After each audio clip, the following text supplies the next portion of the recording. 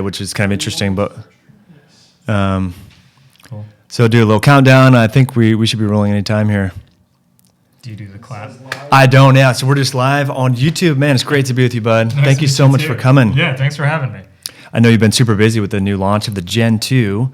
Yeah, you got, okay, so you have like I got the matte black here. Yeah, if people want to check that out on camera. Nice.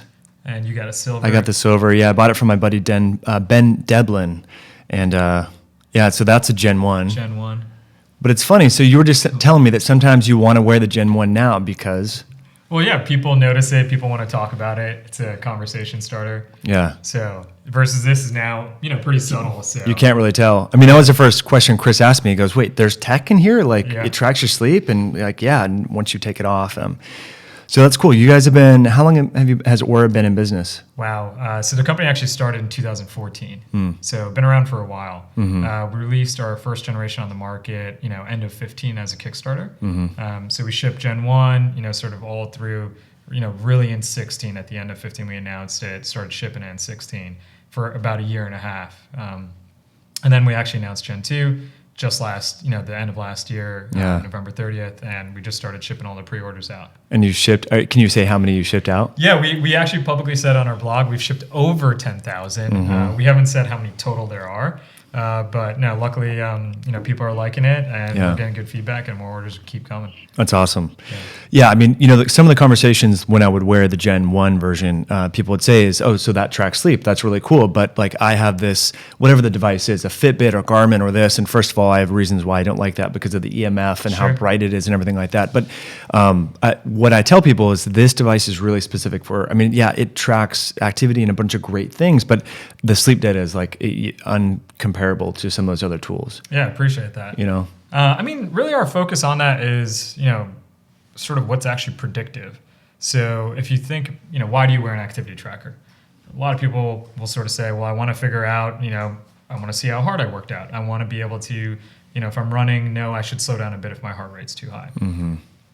And what, I think the focus for us on sleep was, well, if you can actually improve your sleep and measure it, we can already sort of predict how you're going to work out that day, right? The better rest you get, the more you're recovered, actually you're going to be able to have, more capacity to take on, a more strenuous workout. Yeah. I think you were just saying like, that's why I'm having coffee right now. You're having tea. Yeah, I'm not working out today. I'm trying to take it easy, right? I didn't get as much sleep as I should have. I think you, on the other hand, like you went at it and you did some powerlifting this morning. I did, yeah. Yeah. Because I'm traveling and it was just like, we do it. So that's the data. Not to interrupt you or change gears or anything like that, but the heart rate variability that I get from that. And I really do try as best as I can to custom tailor my workout and intensity based upon my deep sleep and HRV. Yeah. So that's, I found, and Marco Altini and other people in this space have really come to, utilize heart rate variability. But do you kind of feel like the athletic community is like really focused on like heart rate, and they're missing heart rate variability? No, so I think for sure they used to be. I'll start with the elite level. I definitely think we're seeing a transition at the elite level to start focusing on recovery. And honestly, I think some of the greats have sort of come out and said, LeBron James tries to get more than 10 hours a night. Tom Brady as well. And so they obviously work hard. They work out really hard, but they're now focusing on recovery. And what we're actually seeing from some of the sports scientists and actually strength and conditioning coaches is they're starting to realize, well, how do I start to predict how that guy's going to perform? How do I know which guys to put on the field or which one might be really ready today and actually keep him in for more reps, let's say, right? And we're seeing this, we just saw this with a Tour de France team that's using actually some of the OURA rings, and they've been collecting heart rate data from Garmin on their athletes for probably 10 years. Yeah. And they just said, okay, it correlates. It correlates with our finishing time based on the heart rate data. But they're like, this is really interesting because I can start to look at the lowest resting heart rate, look at the deep sleep, look at the heart rate variability before, and help coach them during the ride and the race. Wow. That's amazing. So I think we're starting to see this concept of recovery start to be a leading indicator of performance. Right. And that's just one side of the world. That's the hardcore athletic guys. I think the average everyday person, from our user, what we're seeing is like, how do I know if I should work out today? Like you probably went, what kind of workout did you do this morning? It was, squats, deadlifts. It was, powerlifting type movements and everything like that. But I knew that because my HRV was dropping and my deep sleep was not very good, I knew that like I still pushed it, but not as hard as I normally would. maybe could have. Sure. Right? Yeah. But that's exactly how we're seeing the average person use it. Well, Yeah. when I do deadlift, when I do squat, I want to put up more weight. I want to go Right. that extra rep.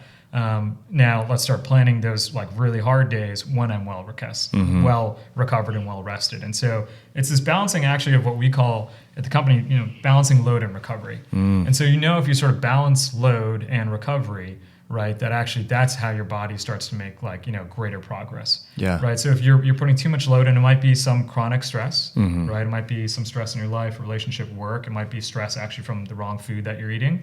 Right, that load and recovery are never going to be in sync. Yeah. And so that's how we're seeing most of our average users actually use the product. That's awesome.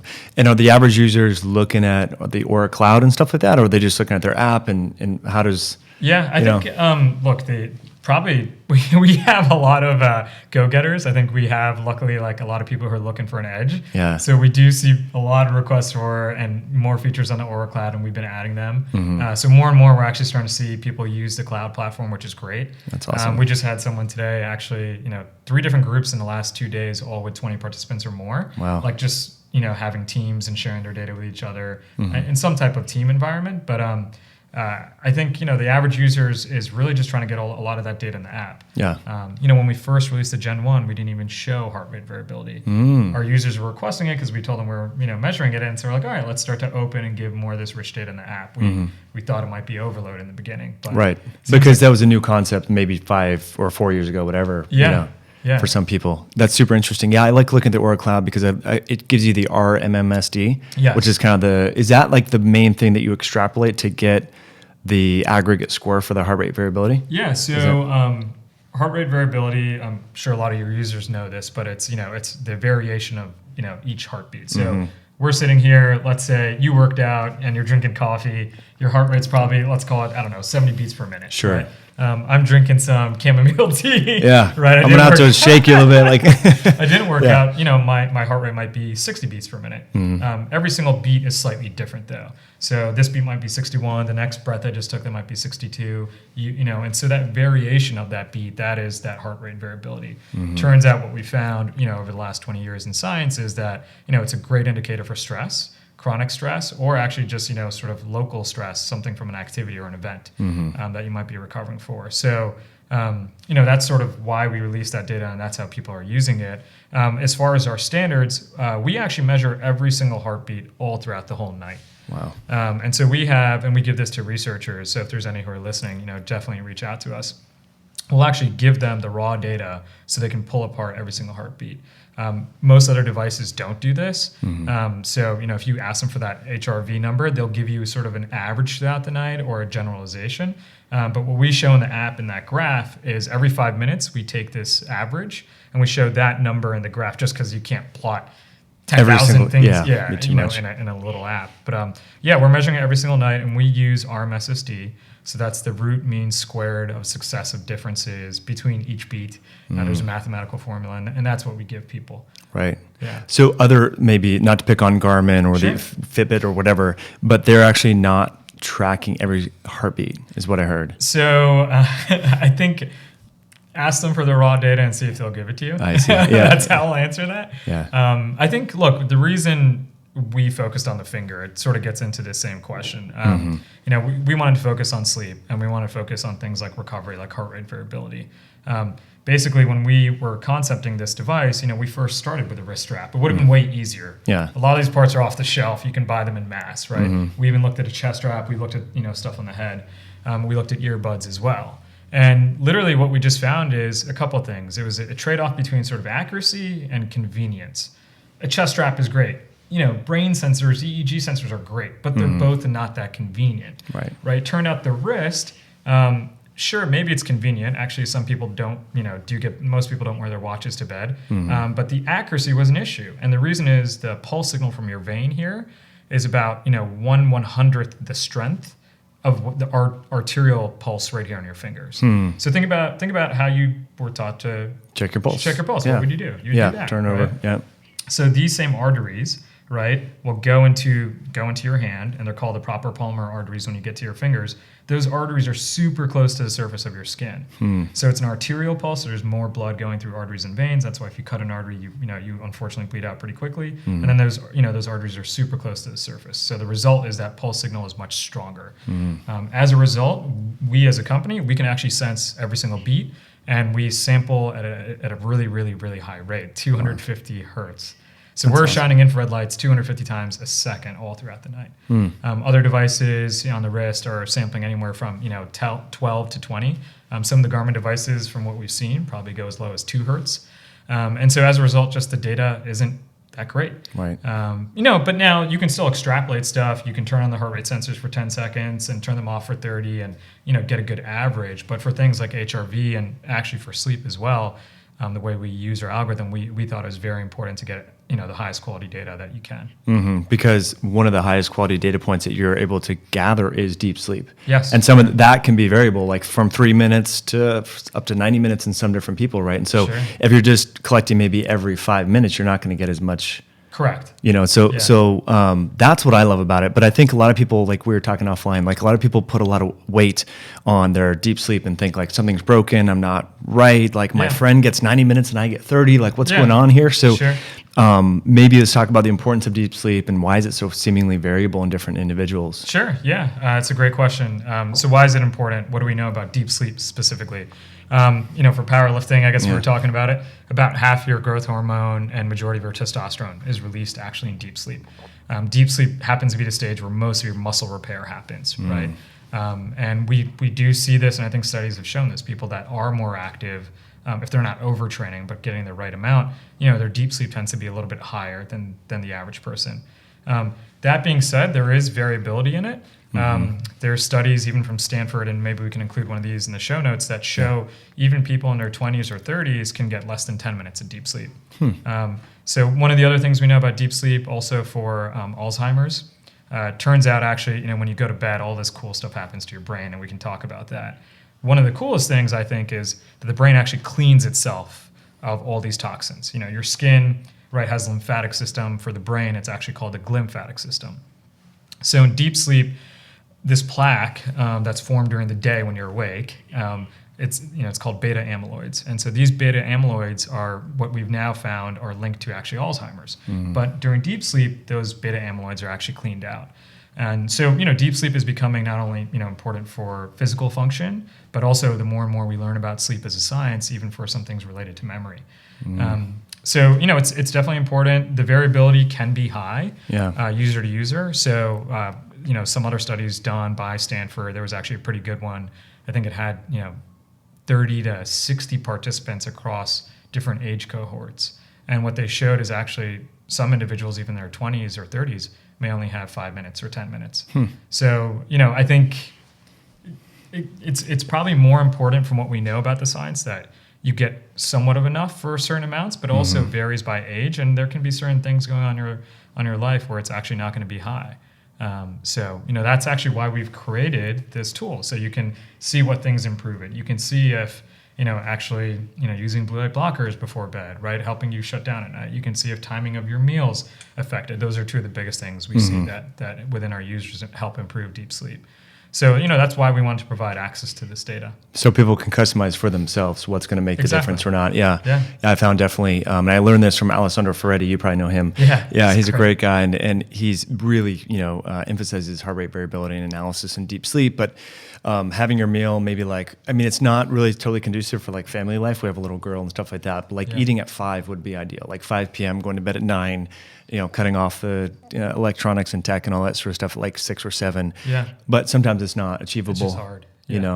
But interestingly, morning routine seems to then parlay into deep sleep. But then also we talk about like cold thermogenesis and everything like that. But taking a cold shower before bed seems to help with sleep as well. What are some other things? I mean, obviously, so could it be that you said Stanford has these different studies, individuals in their 20s and 30s. Could it be that young people maybe don't need as much because their growth hormone and all that is already high? Is that? It could be. I think we generally see deep sleep and REM sleep decline with age. So that's, and when you think about longevity and aging, if your brain can't actually go through the proper cycles as you age, that's probably one of the reasons why we decline as we age, just cognitively and physically, right? So, that term, I think, like sleep like a baby, like if you look at babies, it's something like they're just getting massive amounts of REM sleep, like north of 6 hours. It's like something nuts. But different stages, I think, we see from our data, people in their 20s and people actually in their late teens will probably get the most deep sleep. It does decrease. Most of our users over the age of 40, I would say, are getting less than an hour, which is, about average. So it does decline with age from the data that we have. Interesting. What would be an ideal amount, like in your user group, or like people ask for this all the time? I mean, I'm envious of some of my friends that can get 90 minutes because for me, I'm 45 minutes or an hour is like good. But what should people strive for? I'll turn the question on you. What's an ideal amount to deadlift or squat or bench press? Yeah, I mean, there's really none. Yeah, I mean, it depends. So I think the answer is, you always want to get better wherever you are, right? So if I had to say what is a good or healthy amount, I'm not a doctor, I'm not a scientist, but I think more than 30 minutes is a healthy amount. Will you get more benefits if you have an hour versus 30 minutes? The science seems to indicate yes. Is it going to be though? Like you double your deep sleep, your testosterone is going to double. That remains to be unseen, to be seen. So it's not exactly that correlated. I think what does matter more is that you go through the stages in the right order, and you're actually just getting enough of each. If you're going to get, your body will, and it should, your brain should be responding to the load you're putting on the day. So if you are being more physical, you might see deep sleep increase on those days, right? If you are doing more mental and cognitive work, right, you might actually see that your brain needs to go through and have that memory consolidation happen more in REM sleep. So your brain is, smart, literally. It knows what it's doing. But then there's certain people, like we found this with people that have, unfortunately, things like Lyme or some chronic disease, that the sleep staging, will be altered. Something won't be right. They won't be getting enough deep sleep, or maybe they're going to deep sleep within 5 minutes and getting out within 5 minutes. So from what we can tell, and if you met with a professor, let's say at Stanford or Berkeley in the sleep science department, what they'll say is, we know you should get some in each stage. Here's what we can see the averages are. But if you're getting 30 minutes versus an hour, it doesn't necessarily mean that like your life is over, right? Or you're not going to be an amazing athlete, for example. But it's room for improvement, sure. And that's once you start to know these things, you wouldn't know them any other way, really. Exactly. I mean, a lot of people kind of like correlate maybe dream recall or how they feel in the morning, but they don't really track that in any consistent, reliable manner. Right. At least to my knowledge. I mean, I don't think it's like. I mean, I now have correlated like, wow, if I get 90 minutes of deep sleep, that my dream recall is a lot better, more vivid. Like I can, and I do try and journal that as much as I can. Sometimes it doesn't happen, but I think that's pretty interesting. But so REM sleep, what I heard you say right there is there is still, like we get focused on certain things, right? Like with the whole keto community, it's like we get narrowly focused on ketones and we forget about other factors like heart rate variability or glucose. Yeah. But there are some attributes to REM sleep. And so that should be considered in context of the whole sleep cycle. Yeah, I think, REM sleep is where a lot of your memory consolidation happens. If you look at the brain during REM, it's normally, I think what they've shown is in some other research is that it's actually playing the memories during the day in like 3x speed. Wow. So, and repetition, we always think, how do you get better? How do you remember something? Repeat, repeat, repeat. Literally, that's what your brain is doing at night, right? It's helping you, consolidate these memories, keep playing it quickly. One of the most important things is, memory recall and memory consolidation and REM sleep. There's a whole host of other things as well. It is, I think, a pretty cool state of sleep. Literally your frontal cortex, like the general of your brain, right, shuts off during REM sleep. So that's why your brain wanders. So that's why it's actually exploring, because it doesn't have this army general that's thinking, I need to pick up this box. Yeah. My motor, I need to go and lift this, right? And something happens, right? Instead, it's like, let's shut off all this. I need to do this. I need to do that. And let's just explore. Right, it's the original psychedelic. I was going to say that's where I was going with LSD or mushrooms or something. Yeah, because that's a mechanism I think for those different drugs is like shutting off that prefrontal cortex, right? Yeah. And well, now that that's being more talked about, and Michael Pollan wrote that book and so forth, have you seen any or heard anecdotally about the sleep increases or changes with psychedelic use? It's funny, actually. So I think you're seeing this in some medical research, right? Both MAPS is funding, right, on LSD and MDMA, right? So I think you're starting to see people that have PTSD see positive benefits, especially with sleep when microdosing. So some of those studies are happening. we even have seen some of our users, report that actually their deep sleep will increase, right, when they're microdosing. In this case, it was LSD, what a couple users have told us. So actually, one of the things that we do want to start doing, and you'll see this in the app, is something called OURA Labs, where we'll take a cohort of users, people that all want to opt in and do it together, right? And okay, let's all, and I guess I'll just go with cannabis, right? In the state of California, CBD is legal. Let's actually try dosing, 5 milligrams, 10 milligrams, and see what happens to our deep sleep. And maybe let's try that over 2 weeks. I think that's the kind of data that we want to start bringing together. Like, what are people doing, and what can we see across a larger population, right? Versus just N of one. N of one's helpful. But everyone's so different. Everyone's so different, and let's start sharing. Like, you find out what works for you that way. Gosh, I mean, talk about the speed of information collection now. I mean, think about 10, 15 years ago, you had this idea that perhaps cannabis or LSD or mushrooms were to improve deep sleep. You'd have to get like a grant, you'd have to get an IRB, and then there'd be like 5 years. And now you just have like thousands of people that are already doing this. So like, why not just gather data? Why not just tap into it? So the amount of information that we're collecting is really, really cool. And I like that. Yeah. And the cost, not just the time, right? Yeah. Like a sleep test costs $2,000. Right, overnight. So if you want to get 100 people together, that's a lot of money for one night of data. Right? I know it, and honestly, like you're in a lab, right? I mean, so you're not in your native environment. You got all this crap on you, like fluorescent lights. I mean, yeah. So it's there must be some sort of calculation in their math that accounts for the fact that this is like an artificial environment. No, they just pump you the data and say, "See, here's." Yeah. You need CPAP. Hey, you have apnea. Hey, you have hypersomnia. Hey, so you have insomnia. I haven't done a sleep study overnight, but man, if you hooked all that stuff up to me, I'd have a hard time sleeping. Me too. Yeah, I'd feel nervous about it. It's like going and getting your blood drawn. Like your cortisol gets activated, everything like that. Yeah. And so one of the advantages of the company OURA being founded in Finland, you were talking offline that you were able to get independent sleep studies with the polysomnography, comparing the data. I think that's just for validation. I want to talk about that. I think it's good for people to know. Sure, yeah. So luckily we have great partnerships with local universities there where we're able to collect that data from independent scorers, independent researchers. We've also been working with a few universities in the U.S. as well to start publishing some of the stuff more from an independent standpoint. Nice. Look, I do think Jason Flung talked about this, right? It's research, unfortunately, has become in this era of where people fund studies. At the same time, it's become a business, so it's hard to get a study done from a researcher he's like, well, where's the money coming from? How am I getting paid to do this? Or how am I going to cover my cost and bring in some money for the university? Luckily, SRI, which is Stanford Research Institute, they independently verified our Gen 1. Nice. So, we didn't pay for that at all. And, any other wearable at that time, we hadn't seen that.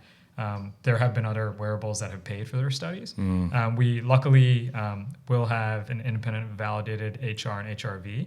And that'll show a correlation, I'm not going to say a number per se, but greater than 95% to beat by beat for an EKG overnight versus our HRV. So that's huge. Yeah, so you'll see that from an independent validation from a well-known university come out. And it's unfortunately become a tricky business, but hopefully we'll find the right partner for our validation of our Gen 2 ring on sleep staging. So that's awesome. Yeah. I come from the supplement space for 12 years. I've worked in that business, and there's a lot of regulations. FDA is all over it. Sure. You can and can't say certain things. Is devices and tech, wearables, I mean, is it kind of like that, or is it?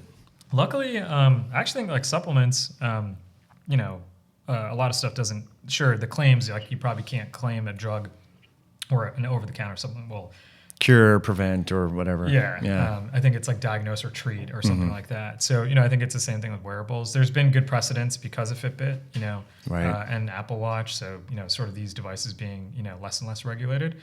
But at the same time, as the quality of this data gets better, it's interesting, Apple's announcement, sort of being able to take an EKG, right, and that has actually, been, I guess, allowed by the FDA. So I think it's this interesting thing where the wearable space has gone away from sort of the medical device side, which I think is good. Just get this information out there, right? But now you're starting to see that, as the quality of the data is improving across the board, everyone's working on this. Everyone's trying to make their data better and better. Sure. That you're starting to see it come back to, now these have medical applications. So I definitely think that's going to keep happening. whether it's regulated or not will remain to be seen.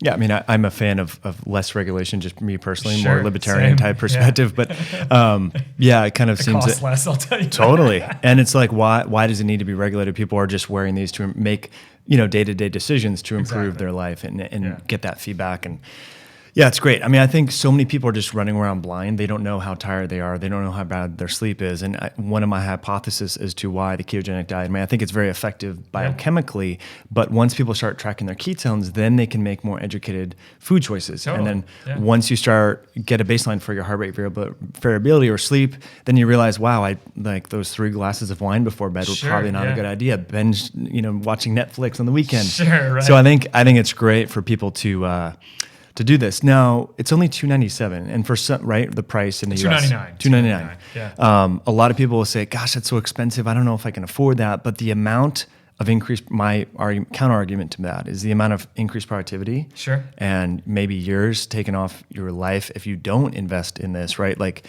it's a no-brainer. I mean, I think if people can save up, because you can improve your mental clarity, and like you're saying, that if you're not getting that deep sleep, that garbage in your brain's not being cleared, I don't know, to prevent possibly Alzheimer's or dementia or heart disease for $300, it's well worth it. I mean, if you think about how big of an impact sleep has on your life, right? So sleep is responsible literally how you feel the next morning. Like, how are you going to feel that day? What kind of mood are you in? And, I do things like journaling and gratitude and meditation, and that helps. But it gets, it's harder if I'm getting, terrible sleep. Yeah. And so I do think, and, just think about all the things sleep does. So, okay, it helps you remember, right? It literally helps you, what you did yesterday, do you want to apply it tomorrow? Okay, well, if you're not getting good sleep, that's going to be much harder. If you're trying to sort of improve your, lean mass, right? And increase muscle, right? And decrease fat. Okay, we know sleep's going to help for that, right? And so for me, it's just like, sleep is sort of the foundation of your mind and your body. Yeah. And so is it worth investing in 1/3 of your life, $300? Because that 1/3 of your life, that sleep, is actually going to be responsible and help you do the other 2/3 better. So to me, I think it's like, it's well worth it. Yeah, that's a good way to look at it. I do realize I'm biased and I work at the company. So. Well, no. But you see all the users and all the data and the types of things. I mean, look, that was a little bit of my story. Like personally, like I found that I got on a keto diet, I don't know, my first keto diet, 2009. Oh, wow. Right? Early adopter. I guess, yeah. And then, I was reading, blogs and, this, Martin Birkin, Lean Gains for intermittent fasting. So I think I started my first IF diet in 2011. And, some of the things, sure, I was doing that correctly. I was working out with pretty good form. I used to tape all my stuff, even worked with a power lifter for a while to improve my movements, but I wasn't making the gains I wanted. And I never realized how big of, sleep had an impact on. I didn't realize that, okay, if I'm working out that hard and eating really well, but still only getting 5.5 hours of sleep, that I'm not going to make the gains I want. I'm not going to look good tomorrow. In fact, I actually am probably damaging my body. Yeah. And so for me, it was like a huge realization that there's been all this great information, because of people like you and, and people in your community that have access to, okay, what does a keto diet do for me, right? Or what are some things I can do to exercise, and how should I be exercising? And now I feel like sleep is that new frontier. Sleep's the new fitness. Totally. You were talking about offline how it's a performance enhancing drug. Like if you could sell a pill that had all the benefits that sleep had, it would be illegal, right? It would cost a lot of money. Totally. So it's crazy. I mean, but that's just the mindset where people, we want to circumvent the hard work or what, like humans just naturally, and probably animals too, other animals, just the path of least resistance is what they want to take. And so if you could sell a pill that did all the benefits, and maybe we could just highlight some of the top ones, where we already have talked about memory and everything else, but what would that PED, i.e. sleep, what would it entail? I mean, how? I mean, all right, testosterone, right? So many people take, at a certain age are taking testosterone, responsibly or irresponsibly, maybe at a younger age, right? Okay, so if I told you half your testosterone is released in your sleep, would you want some of that? Yeah, I want some of that. If I told you, okay, this is going to help prevent cardiac disease, your blood pressure goes down when you sleep. That's actually when your heart is recovering, right? So would I want that? Hells yeah, I'd want that. Do I want to be more effective at my job every day? Do I want to remember everything that was discussed in a meeting, and be able to apply it tomorrow? Yeah, I would want that too. And look, do I want to be more present? Do I want to be more conscious? Do I want to be there for my partner, right? My girlfriend. Like, I love her and I want to be more present. But if I get a crappy night of sleep, I know I'm emotionally like probably the worst person to be around. I'm snappy, right? I'm not going to remember stuff, right? I'm not going to be able to work out that hard.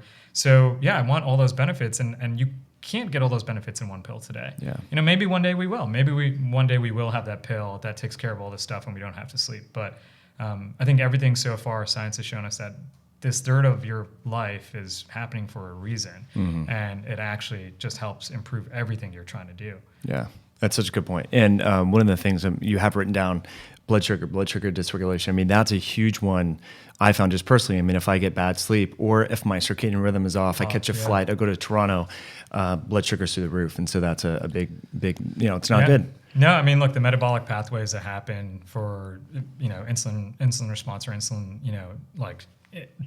unresponsive with the lack of sleep is amazing. If you get 4 hours instead of, 8 hours of sleep, your ghrelin, your hunger hormone, right, is literally going to be triggered to, I need to eat more. Yeah. And then your leptin, right, what's telling your body you're full, it's going to say, even when I eat more, I'm not going to be that full, right? And then what's happening to my glucose response then? Okay, well, the beta receptors, right, literally in my pancreas, are not going to be as effective, right? They're not going to clear away that insulin once it's released, right? And less is getting released. So it's like, all right, I'm hungrier. I don't feel as full. Less insulin's actually released in my body, and when it is released, it's not as effective. So it's like, I went through this. When I graduated college, I did investment banking for a year. Oh, wow. I gained, 150 pounds now, but, I was 13, 14, 15 years ago. Yeah. I was, leaner, right? I was a little bit smaller. I didn't work out as much then. I was 140 coming into banking. After 4 hours of sleep for about a year, I gained 45 pounds. Oh my gosh. Almost a pound a week. Whoa. Almost a pound a week. And I wasn't eating that much more. Like I'd been looking at food for a while. And I didn't have the time to work out or the energy. But that alone was just mind blowing to me. Like, totally. I'm not a big guy. I'm 5'6" on a good day, right? We got some cushions here boosting me up so I can the mic's not over my face. But to me, that was just so eye opening that, like even if I'm eating right, not eating too many calories, less than 2,000 calories, I'm still gaining a pound a week practically. Tell me where I can get that on a pill. That's crazy. Today. So why were you getting such short sleep? That's just the nature of that business? Oh my God, yeah. I think, and luckily I think the corporate world is starting to change slowly, but investment banking, it's like you work the first years, it's like a frat. Unfortunately, they want you to work really hard, pull all-nighters. You were seen as tough if you can pull successive all-nighters. Wow. Yeah, right? I mean, it's crazy. Yeah. And I think about it from a corporation standpoint. You're paying people to remember less the next day. Does that sound like a good ROI of your company? Robbing Peter to pay Paul, it sounds like. And then you just churn and burn, you get the new crop. It sounds kind of almost like the NFL, right? Let's just work these young guys, and then once they can't perform, we'll just get younger people in to replace them. But no, I think what we're starting to see now in the corporate world, there's definitely some forward-thinking organizations out there that are saying, oh no, you know what? Actually, sleep matters a lot to their performance. Matters, mentally how they're going to do and how productive they're going to be at work. So I think you're starting to see this attitude change. Yeah. You think Ray Dalio has kind of helped spur that with meditation and everything like that? I mean, you see more and more executives kind of talk about health and trying to incorporate. Yeah.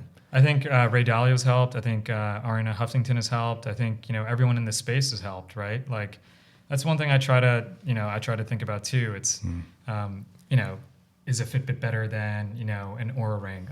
Well, look, we're luckily all focused on trying to make people better, right? And so, hopefully we can be part of that effort, right, to help push our society forward in a more health and conscious way. But I think, everyone's starting to do it, which is good. I think, 10 years, 20 years from now, we're going to have even better trackers, even more accurate things, right? And I think it's going to help people hopefully get healthier. We're in this unfortunate state of health as a country and as a society where things have been on the decline for the last 20, 30, 40 years, right? Totally. And so healthcare costs are skyrocketing, right? And the amount of chronic disease is skyrocketing. And so I think now's the time to start using technology for good. And luckily, honestly saying this luckily, it's not just us. Like if we don't figure it out and we can't help people more, I have pretty good faith that someone will. So I'm just happy to be part of that effort. I think our whole company is. Oh, it's awesome. Yeah, you're on the forefront of this whole movement, which is great, and all that. Chris, I just want to check in on the feed. Are we doing good? Or any comments? People saying, getting feedback or anything? Shut up, it's down. No. I know people will dig this, Harpreet. I just want to make sure. I'm going to look on the feed right now and just make sure that there is no Connectivity issues. All right, so we're getting a lot of good questions, which is great. So I'll make sure to go back and kind of check these guys out. Someone's saying, okay, cool. Let's see.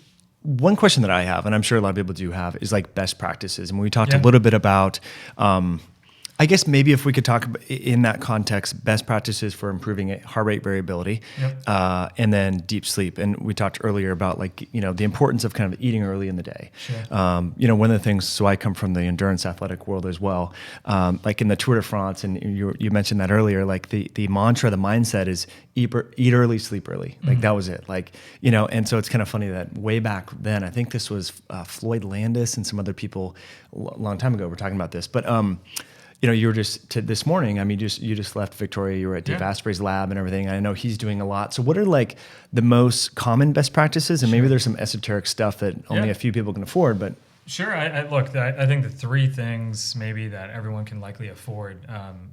Listening to this, and mainly because there's cheap versions. But the timing of your food, I completely agree. I think eating right before bed, from what we've seen, a large meal does disturb sleep. Does disturb heart rate variability.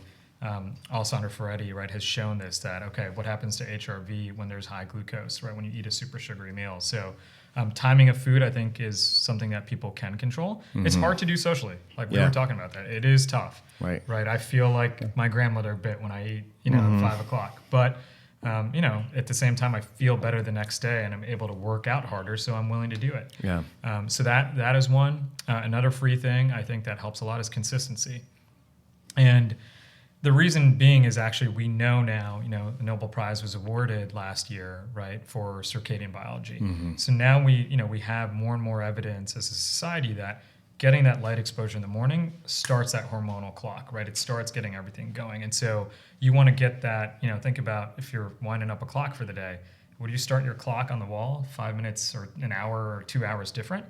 No, you wouldn't, right? You'd start it on, you'd start at the same date every time if you really wanted to keep track of time. Yeah. So how is your body keeping track of time, and how is it letting the right hormones get released? And that's another free thing, right? So just waking up consistently at the right time and getting light exposure.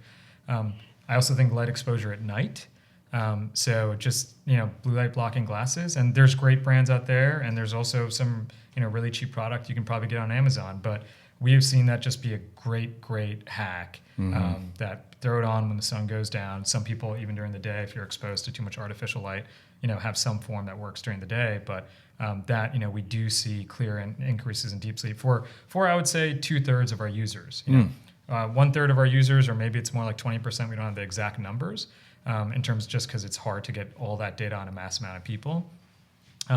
That actually they will be able to release melatonin fine, right, regardless of actually that much exposure to light. So we do know it varies individual to individual, but it seems to help most people. Sure, greater than 50%. I think those three things are pretty free. And then the fourth one I would say is your temperature. So we have found this with people, like when you go outside and you go camping, your sleep improves. Now, is it a result because it's dark, earlier in the night and you don't have all this light around it? Or is it because actually the earth cools, right? And, the temperature is lower, and we know that actually lower temperature helps improve deep sleep. It's probably a combination of both, right? So, but we have seen that actually, temperature does, there's medical studies out there on this as well, that lower temperature, 65, 66 degrees does help improve deep sleep.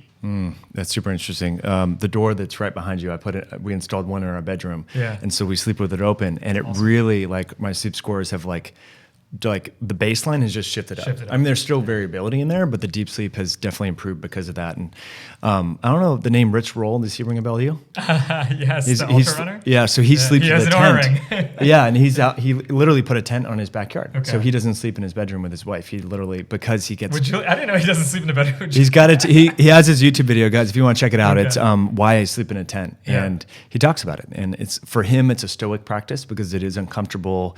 There could be animals or whatever, so it's like a mindset thing, but obviously he's just prioritizes sleep. I've thought about doing that, but I'm not quite there yet, because if I can just open the door, it's the same thing almost. Totally. What about like your wife still wants to stay married to you? I know. Yeah, thankfully, because my wife has an OURA ring as well, so she's into it too. She knows that she sleeps better and all that.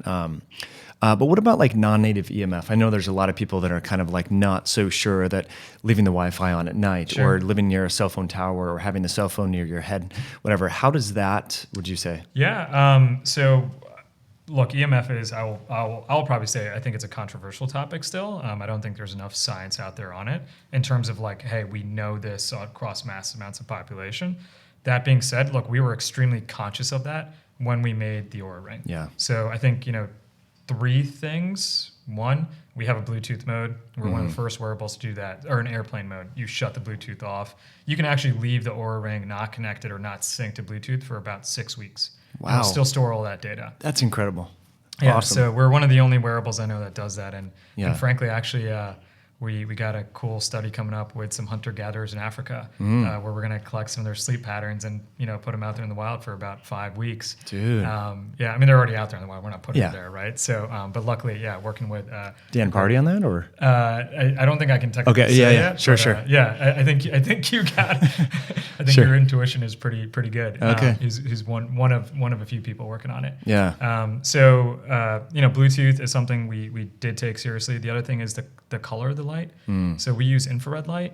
That was a conscious decision. Most wearables are green light, so it's easier to source things that are green light. So it didn't make it easier for us. But what we do know about infrared light is, one, it's healthy for your body. Like infrared saunas, it's actually been proven to be beneficial. And that's the other thing we also noticed is that green light can actually disturb your sleep, right? Especially at night if you have something close to your brain. The third thing is I'm a physics guy. Yeah. Energy in equals energy out.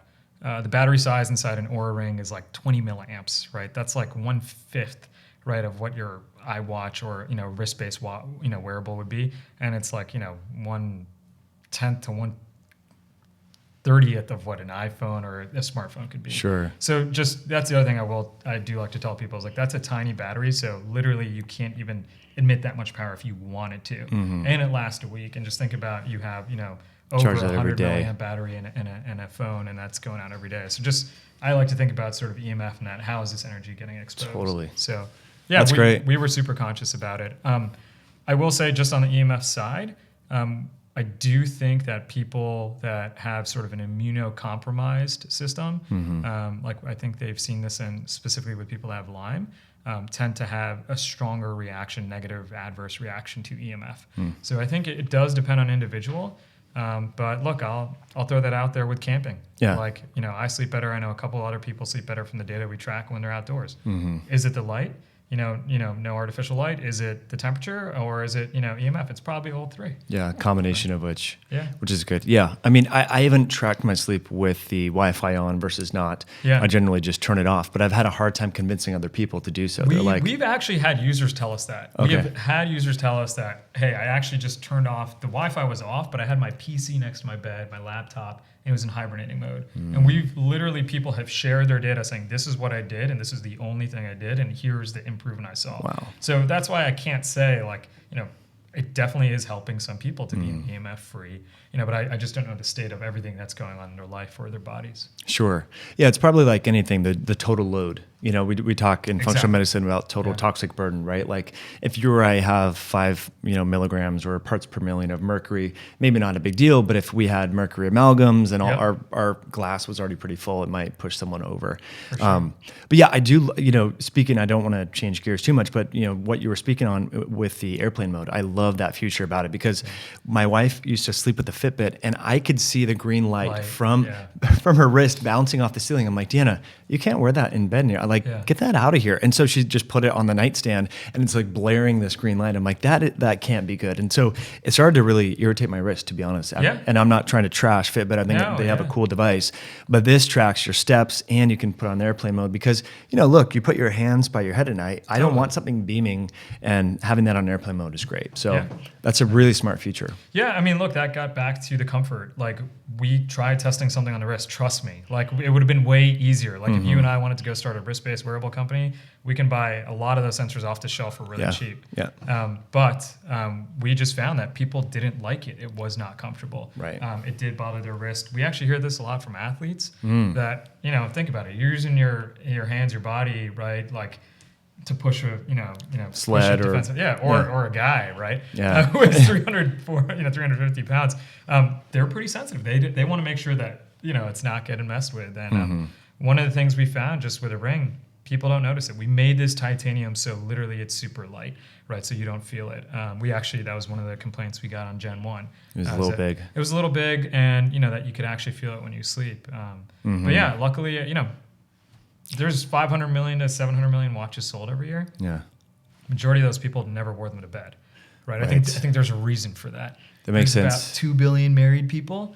Most of them wear their wedding rings to bed. That's good. So, we saw that pattern, and luckily it's just been a form factor that we've gotten down and improved, and people are telling us that, we find that it's super comfortable.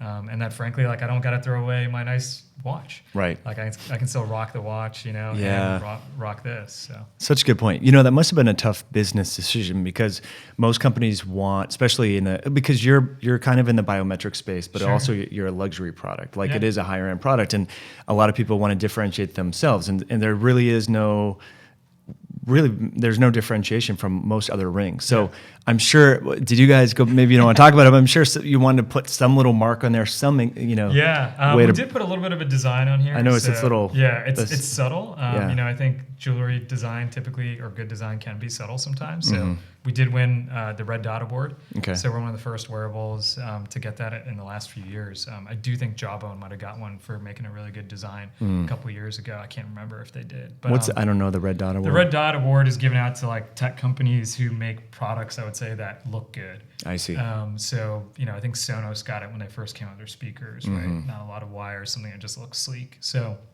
that's cool. Yeah, it was cool. It was cool to win that. Someone else thought that, it doesn't look too bad either. Right. So it's funny. Most people, I would say, as far as a ring form factor, it's not intuitive. I don't think people, especially guys, go out thinking, I want to buy a ring. That being said, once people use our product, it is the number one thing that they like the most. They're like, it's comfortable, it's easy to use, and actually I think it looks good. It doesn't look like plastic. I don't have to not wear my Fitbit in the boardroom or not wear my, no one really knows. So I think, it actually, that being subtle has actually probably helped us in terms of more people are willing to adopt it now. That being said, we do wrestle with, how does everyone know it's an Oura ring? Yeah, but I think that speaks volumes to your company that you're willing to take that risk, in that this word of mouth recommendation will grow the business as opposed to having some way to differentiate it from something else. So I like that. I like that element. I think you got a cool outfit on, right? Blue's my favorite color, right? And so Macy's, man. I used to spend a lot of money on clothes, and I realized I can get stuff on sale and no one will know the difference anymore. Yeah, so totally. But I think there's something to style about being subtle as well. Totally. That's a good point. Yeah. Minimalist, I think, is emerging as a paradigm people are willing to adopt and all that sort of stuff. Totally. That's great. Let's see. So my wife and I both wear these in the sauna. And just from we have noticed no changes in all that, but is that going to increase the degradation potentially over time? No. We tested that. So, our company is based in Finland. We sauna therapy. Yeah. And so most of the team saunas regularly and wears all their Oura rings. So and then also same thing with the cold water, the cold plunges, it'll be fine. It is waterproof to 150 meters. So you can dive with it. We've never had a single person return the product for water damage. That's huge. Yeah. We even tried, we couldn't actually find a test to go beyond 150 meters. Right. So, that would be, how many feet is that? 150 feet? 150 meters, roughly 3 meters per. Oh, okay. 3 feet per meter. So. Right. So you're 450 plus. Doing some pretty deep diving if that's. I'm not. No, if that's you, then not too many people are doing that, right? Yeah. And they probably don't want some sort of. Yeah. Anyway, interesting. Yeah. So are pro athletes, is this catching on? Because we're starting to see it get adopted. That's great. There's some, like I said, cycling teams. I can't say names. There's some pro football teams. Good. Some, I'm not going to say who, but there was at least one player who was in the Super Bowl and had everyone would know him. They know both quarterbacks in the Super Bowl, but one of them likes an Oura ring. So we're starting to see more and more adoption. I do think. The sports world is interesting, right? You talk to strength and conditioning coaches in the NFL, and they're like, well, if their data is bad, let's say because they had a hard game on Monday or on Sunday, I don't want to tell them not to show up to work the next day. You know, so I think there's this little bit of this mindset going that like, oh no, they're football players, you know, like they can handle it. They can handle it, right? They've handled this kind of, you know, abuse for years. But at the same time, I think you're starting to see forward-thinking strength and conditioning coaches be like, wait, no, my job is to make sure that they're gonna, you know, kick butt on Sunday, right? That they're gonna be the best team out there, and so that best team actually is likely the most recovered team, right? So I think it's starting to change for the better, and frankly, it should help player safety.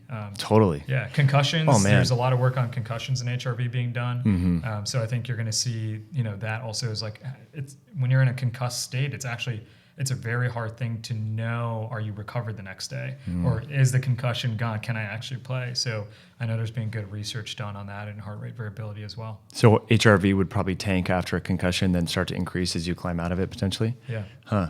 I think actually any type of traumatic brain injury. Wow. There's been a lot of studies showing that poor HRV actually can be a leading indicator for stroke and heart attack. So yeah. Where should people be in terms of HRV? Like mine tends to hover around, again, is it kind of like deep sleep, like it's all over the place? Look, our mindset of a company is basically wherever you come in at, we just want you to be better. Yeah. You know, the first time I stepped into the gym, right, like I couldn't do more than 2 pull-ups, right? By the end of like, you know, 2 or 3 years of working out, you know, pretty hard, I was able to do 26 pull-ups in a row. Wow, that's amazing. So yeah, I mean, I can't do that now. I wish I was still in that shape now. But so I think it's wherever you are, you want to be better. That's the first message, right? It's so like, you know, don't stare at other people in the weight room. But at the same time, you know, there are averages out there. We will be sharing more of that data. Again, you do see HRV also decline as you age. So, you know, if you're in your 20s, we do see people with, you know, average RMSSD values, right, and sort of the 100. Wow, you know, I'm jealous. Even we've seen some people, you know, in the upper 0.1% at a 200 millisecond wow. RMSSD. But that being said, I think, you know, most people, like if they're sort of above a 20, you know, millisecond range, you know, that's not great. But at the same time, like if you're at 20, don't worry about it, right? Like you can choose to be the victim, or you can choose to actually use this data for good. So don't be worried that I'm in this state. It's how do I get better? Yeah. That's a really, really good point. Yeah, it seems like some people that I know that don't, it's almost like HDL cholesterol, like your so-called good cholesterol. Like people don't have an earned good cholesterol. They're like, oh yeah, my HDL is 110 and I eat like crap and I don't exercise. It's like, I don't know if that's really a good thing or like the body's adaptive response. And so I like, you know, hearing from different people when they're constantly trying to improve their heart rate variability. Look, we'll share more of this data. I'll throw this out there just because I know people want to know. So yes, our pro athletes, we will generally see in a range of heart rate variability from 80 milliseconds up to as high as like 130. Wow. So I think we've noticed that trend with some of the pro athletes we see. That being said, one of the guys who's consistently sort of in the call it low 100s. There was a guy on his same team that was probably in the 80 to 90 millisecond range that did better than him during an event. So a lot of this we can use this data, we can get better, but I do think it's not the be all end all. It's just one part of one thing that you can be taking in that we think is meaningful. But there's many things, right? I wonder if heart rate variability and that resiliency will because you see some people with like really good talent and everything like that, and they didn't get drafted or they didn't make it to the pro level if HRV is a big factor in there. Yeah, that ability to recover, right? Yeah. And just keep taking because you look at these guys on Monday Night Football or Sunday and the hits that they take and everything, and next week they're out there again and again. Yeah.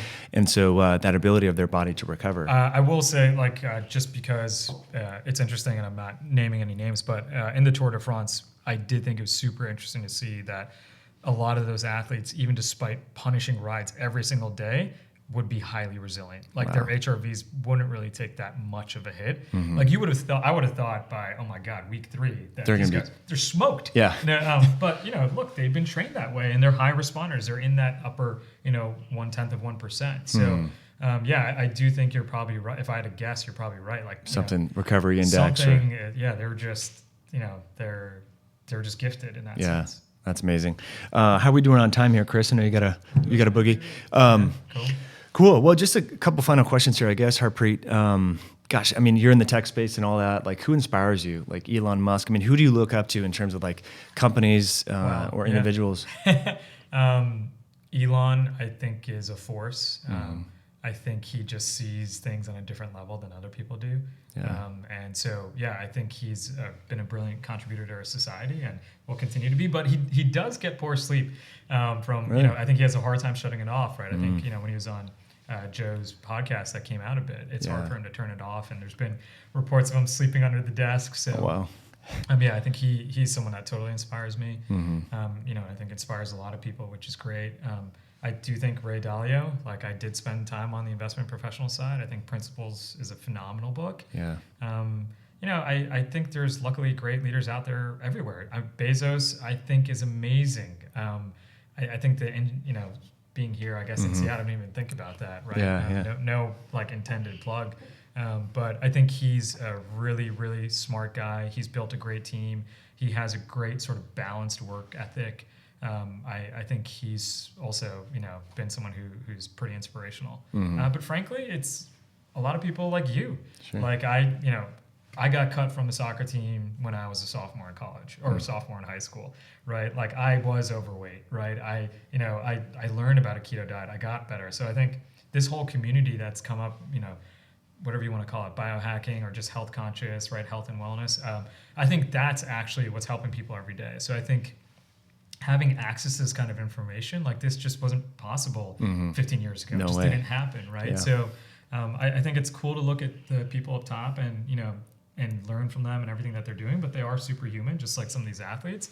I think sometimes what's easier is just, people who inspire in your everyday life. Right. People that you can get access. Like I can't even believe I'm actually sitting here, with people like you. Sure, right? sure. It's just a cool experience to be learning all the time. Yeah, no, I can imagine that. I mean, you were just at Dave Asprey's house and that. Who kind of in that biohacking sphere would you say like really has a good pulse on sleep and maybe other people, if they're listening right now, should kind of follow? Well, I think Matt Walker, Why We Sleep, the book he put out, he runs Berkeley Sleep Lab. I think he's a great researcher, but then beyond that, he knows how to talk to people. He's a brilliant speaker and a brilliant writer.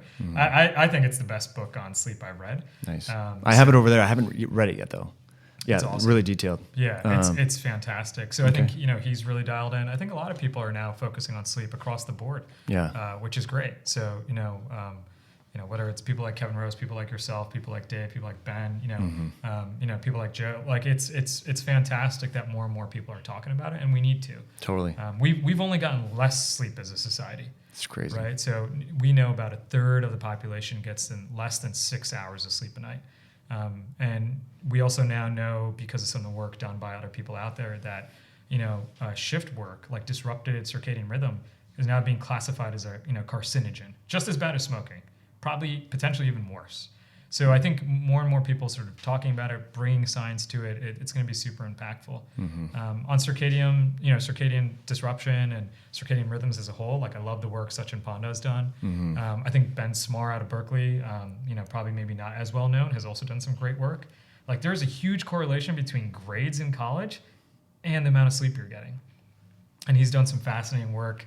Actually, this is out there. It's open on ResearchGate, just a free website that you can go to and actually pull some of these studies down. And what he showed was just by analyzing login times on university computers, it was actually a predictor, right, of how they did in their class. Wow. Because if they're, staying up late, you'd see it when they log out, right? And then when you log in the next morning and you're coming in late, that ended up being a huge indicator of grades. And I mean, it makes a ton of sense, right? If your memory consolidation happens when you sleep and you're getting less sleep or disrupted sleep, no shit, you're not going to remember anything the next day. Right. So interesting. I'll have to pull up that research and put it in the show notes. That's super fascinating. Yeah. I mean, what we're seeing now in kids, I have a little 6-year-old girl and stuff like that is some parents are unaware that tech and light exposure is causing issues. And so we see some kids sleeping with iPads or sleeping with tech and wearables and all that. Are you guys going to enter in that space? And what's the youngest age that maybe someone can get an Oura ring? Yeah, that's a good question. I actually think we're starting to see more and more kids, within our user base using it. Look, rings are tough. It's like shoes. Every size is different. So that's a custom battery. You have to sort of, think about just even getting a different SKU of titanium. So, that is a little bit, it makes it hard. I do think we would like to go down one size so more kids could use it. So that's something we'll try to do in the future.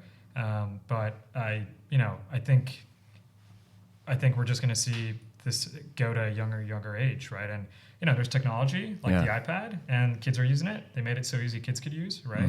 Steve was great at that. And I think we're going to see also technology now being used for good, right? In the sense that, okay, some of these things are harming our bodies, harming our minds, and harming our sleep. And you're going to see more and more technology, not just wearables, but things like, continuous glucose monitors. Exactly. Right. I think other types of devices, right, that we're just going to see a proliferation of these over the next 10 to 20 years. Yeah. That's great. I mean, I wish my daughter, I don't know if she's on the blue light blocking glasses and everything. We could try. I mean, see if she, a little teeny guy. Yeah. I mean, I think it would be good because then you can kind of see like, what sort of things. Does she have sleep disorder breathing? You'll be jealous of her deep sleep. Oh man. It already is. Sleep. It is super deep. Yeah. I mean, she could like an alarm can go off and she's just sitting there sound asleep. So that's kind of interesting. But along those lines, I mean, if healthcare practitioners, if I see clients very infrequently just because I'm busy and everything like that, and I refer people to other folks. That's the functional medicine. We were talking about that, but I mean, if I was seeing people all the time, I would like mandate that I need to see your sleep. So we've created, research and also actually just a team portal. So we're starting to see functional medicine doctors actually start to use it. There's some, Chris Kresser, for example, has been an early adopter of it. Nice. And so, we've now made it so that if, the patient or the client opts in, that a functional medicine doctor can see all their data. We are trying to work with a few EHRs to see if we can integrate it. But that takes a little bit of time and effort, but we'll get there. I think the functional medicine community, especially, please reach out to us if there's any functional medicine practitioners. But making this data available, has been we've heard from some people like super helpful on the functional medicine side. Totally. I mean, because there's so many different sleep products out there: L-theanine, GABA, melatonin, myoinositol. It's like which one is working for you or for that client, right? And so sometimes people will say like, I respond phenomenally to this product, but that didn't work for me. So it's like, let's try to figure out which one is going to work for that individual. So anyway, so they would just reach out to you at OURA.com. I think you can. I'm trying to think if I know the email. Don't email support@ouraring.com. I think they're a little, we're shipping all these pre-orders and we're growing the team. We can talk about it and I'll put it in the show notes. Email in the show notes. Okay. Yeah, I think it's going to be like Teams or FM@ouraring.com, but I'm not sure if we have it set up yet. Sure. No worries. Yeah, we do have a lot of like health coaches, functional medicine people that tune in. So, so you got the Gen 2, you're shipping out, and if folks want to save $50, they can by entering promo code HIH at checkout, which is awesome. And I'll say, so I've had this since, was it Thursday or Friday? Can't remember. Gen 2, that's right. Gen 2. Yeah. And so I just love this. I mean, I'm in such the habit of every morning, putting it on the charger just to make sure it's fully charged. And with this will last like 5 to 6 nights now, which is nice. Yeah. So when you travel, that's just one more thing you don't have to think about. I didn't bring a charger on this trip. A short trip, 3 days or 3 nights, 4 days. But I didn't bring a charger. It's awesome. Yeah. We have our show sponsor here, Perfect Keto. They have a great new product, guys, instant coffee with MCT oil built in. I'll give you some because you're on vacation too. Does coffee affect? Like, what are some do's and don'ts regarding coffee? Look, I think the half-life of caffeine, it obviously that people respond differently, but we'll find, people that drink coffee in the afternoon will have a hard time, falling asleep. Their sleep latency will be higher, take some more time to get to sleep, and actually can disturb the stages of sleep as well. So I know other people who can literally have a cup or even espresso at like 9 after dinner, p.m. And still do it. I can't, and I don't think most people can. Yeah, I think there's a lot of different phase 2 and cytochrome P450 enzyme variations in the liver. I think it's cytochrome P450 1A1 or 1A2 or something. And if you have a high version of that, then you can clear the caffeine quickly. But so there is some outliers on there. Yeah. But anyway, that's where biochemistry. And if you didn't track your sleep, you wouldn't really know that. Yeah. Which is great. Harpreet, really appreciate you coming on the show. Thanks for having me. Yeah, my pleasure. Anything else that we didn't? Do want to make sure that I mention and thank Ben Lynch for introducing us via email. Totally. Thank you, Ben. Yeah, he's a great guy. He's always good about sharing, connecting with people. So I want to thank you, Ben. He's got a great book out called Dirty Genes. Definitely check it out. He talks about sleep a lot, and he did share his sleep data. Interesting. He was on like this big hiking trip with his Gen 2 ring. Literally, I think he got back yesterday, but he was texting me pictures because it was really intense. Like they were getting good sleep outside and so forth, but his HRV started to decline because he was hiking like 15 miles a day. Wow. So he was maybe overtraining a bit. Overdoing it a little bit. Yeah. I'll throw this out there, another sleep hack. Yeah. Go on vacation. Generally, we see when our users go on vacation that their heart rate variability goes up, that some of the times they'll get the best deep sleep, and so literally it's good for your body. Yeah. So your body and your mind. So that's another, it's maybe not as cheap. Right. As cheap as just, finishing dinner at 5:30 or 6, but it does seem to be pretty helpful too. It's good for your life. I mean, Ben's a huge kind of proponent of that. Yeah. And in his seminars, he talks about that. And I used to view vacations as kind of like, I don't need to do that. We like go and hiking on the weekends. Like it's not, I wouldn't prioritize it. But now, like every quarter, I'm trying to plan, like even if it's a 2-day trip or a 3-day, something shorter in there to get out and just unplug, and it makes a difference. Totally. Yeah. So yeah, I mean, even executives, like you're saying, we're trying to, we're reframing our productivity and like realizing that like we can get more bursts of productive output by even stepping away a little bit, which is kind of cool. You know what? I'm gonna just put him on the spot. I'm gonna ask Dan Party to share his data, and maybe in the show notes. Cool. Because when he went on a vacation, I think he was in Iceland for a bit. His heart rate variability, I forget if it was where it was or when exactly, but his heart rate variability was like super high. And then he came back and he's like, he's been working on a lot. He has a lot going on at Human OS and it's going awesome. He just gave a TED talk actually the other day. And so his heart rate variability went down and he's like, damn, yeah. Like it was cool to see that, right? It's cool to recognize that. I know last time I went to like a warm tropical vacation, like it was the highest like deep sleep and heart rate variability I've ever gotten. And at first I was like, oh man, what am I doing? Am I eating better? Nah, I'm not really eating that much better. I'm eating pretty clean, even on vacation. Am I exercising more? Not really, but just that mentality of like, honestly, not having something bother you all the time. Yeah. Right. Something sort of work over your head, that constant stress. We've seen when people go on vacation, that their bodies really do and their minds like regenerate and heal. Such a great point. And I mean, it's interesting you bring up Dan because out of all people, I mean, he studies sleep, he's in this, he knows all this. So it's like sometimes we just, having that data is great, because it makes you realize that there are these differences and everything along those lines. He's going to hate me for volunteering. No, it's all good. I've been following his academic work for a while. I think he's a great guy. And you guys are buddies. You live in San Francisco. Dan, luckily, he's a great friend. And honestly, like, someone who I look up to. Just learning so much about sleep from him too. Totally. Harpreet, again, really appreciate you coming on the show. Guys, if you like this video, and I'm sure you did, hit that like button, share this with a friend or family member who you think might benefit from becoming more aware about their sleep and their heart rate variability, and leave a comment below and we'll both be following it, and we'll catch you in the next video. Thanks as always for tuning in. Thank you. Cool, buddy. Yeah. That was fun. Right on. Are we still live or no? Yeah, we can roll it. It's all good. Yeah, we're probably still live. Okay. I need to read through these, man. I mean, I'm